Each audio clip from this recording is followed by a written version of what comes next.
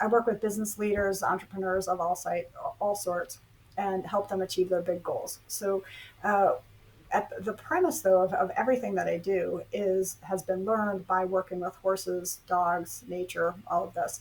So we're really looking at these invisible signals and the energy, all of these underlying factors that drive success. Success defined as however that is for you. And what I see often is that folks are not necessarily bad leaders. They're not trying to take over. I tend to work with amazing people who are so open minded and so fabulous and very inspired on their own, already very successful. Oftentimes, what I do see, this is what I see, is when there's an agenda and there's a goal, that some of the stuff I just referenced before starts to get thrown out the window. So awareness of other, the trust, the sensitivity towards preparedness, readiness, comfort zone. Comfort zone, I mean both physical and emotional comfort zone. Getting people ready to do things, getting everybody on the same page. And when you get an ambitious goal, as oftentimes my clients all have these big projects they're working on, leading a company, they're doing all kinds of really important work, is that agenda starts to drive the behavior, and the behavior ends up getting driven from a place of almost fear, like fear of not being able to get it done, or the deadline's very ambitious, and so you've got this external forcing factor of, and we all have this, right? So what happens is then we get into this rush, and we start just kind of ordering things around, and we don't pay as much attention as in this followership, like watching what's going on and then making fine tuning the tweaks and things that you need to do, and knowing when to pop in as a leader and when to leave things the heck alone. So what I mean by that, I run equine assisted leadership retreats out at our farm often, and have for 11, 12 years now, well, since 2009.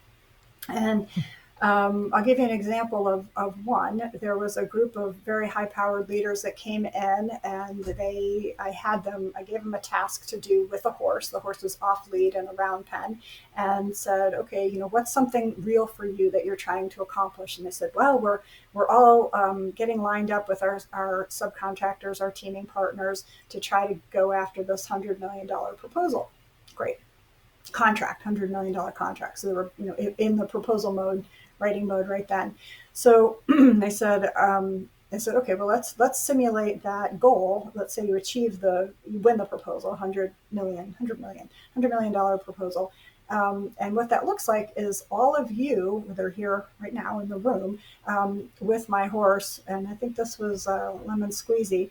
We'll be walking together over a pole on the ground, which would represent the win, right? And you're all going to do this. You're going to kind of negotiate an obstacle course on your way over there. And you can't touch him. So we're just inspiring and empowering each other to work together as a team to go over this pole, which would then simulate this win, right? So up to that point, everybody been so laid back and chill and enjoying the horses, and it's all good. We're talking about energy. It's fabulous. Man, they went in that ring, and it was like boom, And Lemon Squeezy didn't want to even go in the ring. He's balked. He's like this. He's seized up on the outside. And so I asked one of the guys, so well, how would you address this with your teammate? What do you want to do?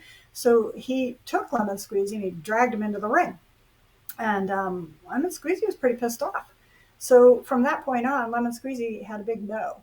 And he had pinny ears, and he was just stuck in place. And they'd come up near him, and he'd like this, make the face, And I was like, oh man, this is not a very trusting situation. And they're getting frustrated and stuff, and they're trying to force him. Then another guy came up, and he's trying to get in there. Another woman's trying to get it.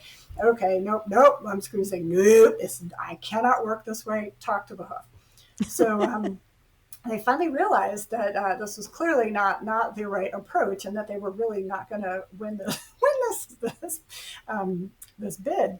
So all of a sudden, they decided they needed a different approach. So they found someone who was actually very quiet, who they noticed had a connection with Lemon Squeezy outside of the arena before they all walked in, and they asked that woman to start a conversation with him.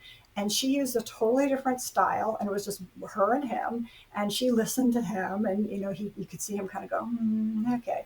And all the rest of them kind of backed off, just let her do their thing and her thing. And then all of a sudden he was like, yeah, okay. He went, and he just started walking along her. And the next thing you know, the rest of them joined in, and they all were able to accomplish the goal together. But they couldn't do it the way that they habitually do things. So this is a paradigm shift, and this is the thing that I talk about a lot with my clients. Is sometimes the old way that you are used to working is outdated, exhausted, and less effective. And there's actually another way that you can achieve the same thing that is a higher impact, it's easier, and it builds trust. So part of that is this lead by following, by really understanding, seek first to understand and observe, get curious, and then build that kind of rapport, and then all together walk the journey.